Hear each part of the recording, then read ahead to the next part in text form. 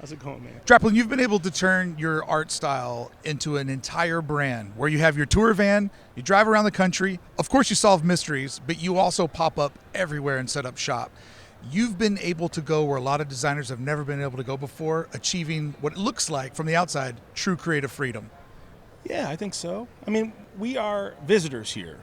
There's guys selling, I don't know, fucking Garanimals and Teddy Ruxpins and shit running around here. Fine, because there's kids here for that. So for us to come in, we are gentle and we are visitors. If we get a lot of people with strollers coming and saying, "Oh yeah, he's over in line for this, and I'm here to put something in my nursery." I love it because there's enough of us 45-year-olds, cynical, looking at this stuff and going, "Watermelon patches, drop them." But I sold one to a 7-year-old yesterday, so I love, that doesn't come from any sort of business plan. That is just something. I love watermelon. I made a patch in a hat and pins and shit. And then for it to show up here and have any space to get in is a privilege and very weird because we've had some success here. And I'm just terrified of that becoming something that, gets out of hand, So everything in your booth is something that at one moment you're like, I just want this to exist. I want to make it for me.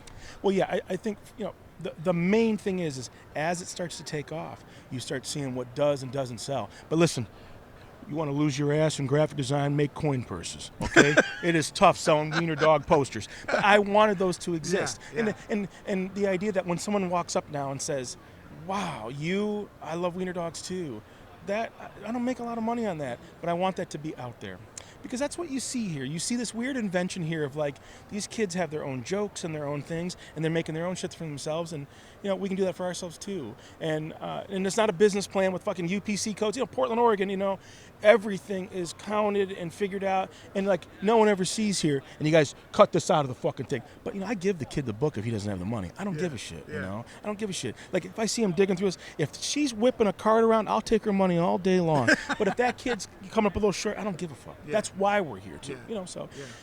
Let's make it happen. It's weird. So on the flip side, being Aaron Draplin, doing this booth, having all your work out there, this has been important for you to get what rare client work you do these days, correct?